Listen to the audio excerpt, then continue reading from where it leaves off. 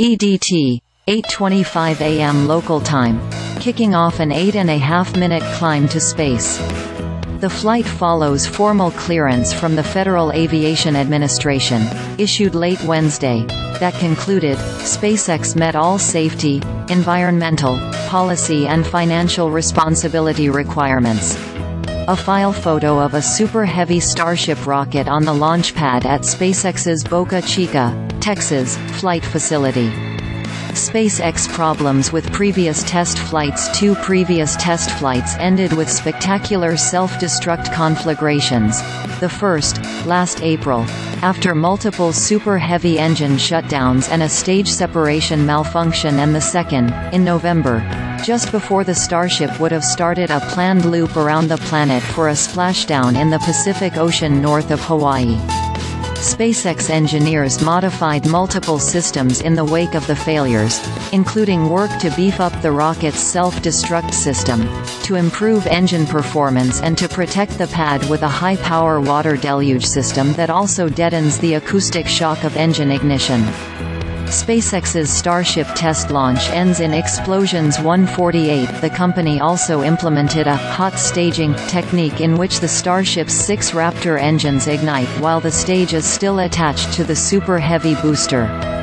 Hot staging, used for decades by Russian Soyuz rockets, helps ensure a more efficient stage separation sequence. Starship's second flight test achieved a number of major milestones and provided invaluable data to continue rapidly developing Starship, SpaceX said on its website. This rapid iterative development approach has been the basis for all of SpaceX's major innovative advancements.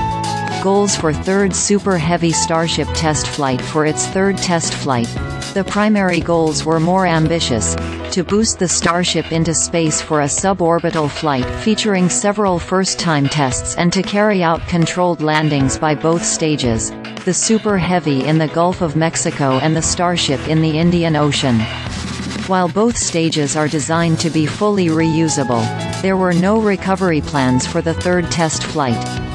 Both stages were expected to attempt rocket-powered descents mimicking actual landing procedures, but both were expected to break up and sink on ocean impact.